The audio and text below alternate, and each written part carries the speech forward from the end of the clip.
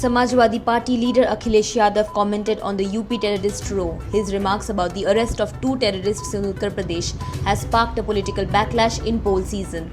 He said that he doesn't trust the UP police, especially the BJP government. However, his party alleges that an edited clip is being circulated to create a wrong impression and that the former chief minister spoke at a time nothing was known about the arrests, least of all that the arrests were made of terrorists who are believed to be linked to global terror outfit Al-Qaeda. Today, the Indian Medical Association appealed to the central and the state governments to not let the guard down on the COVID front. They cautioned the authorities that a third wave was just around the corner.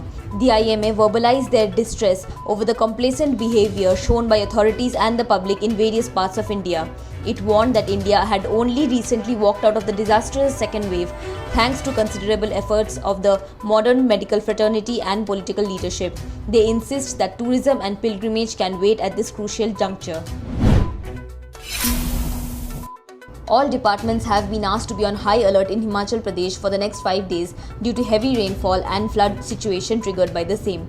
Flash floods after heavy rain swept away buildings and cars at tourist spots in Himachal Pradesh, while bad weather also led to the closure of the airport in Dharamshala. Kangra District Magistrate has issued a notification asking the general public to leave homes only for emergencies. Bhaksu Nag in Dharamshala experienced flooding and the Manji River's water level rose. In Rakkar village, the road turned into a drain.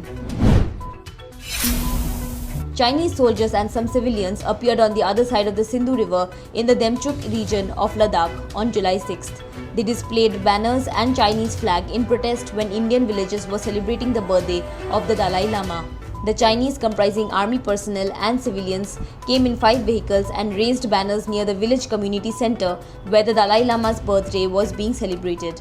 Last week, Prime Minister Narendra Modi greeted the Dalai Lama on the occasion of his 86th birthday. This is the first time Narendra Modi has publicly confirmed speaking with the Dalai Lama since he took over as Prime Minister in 2014.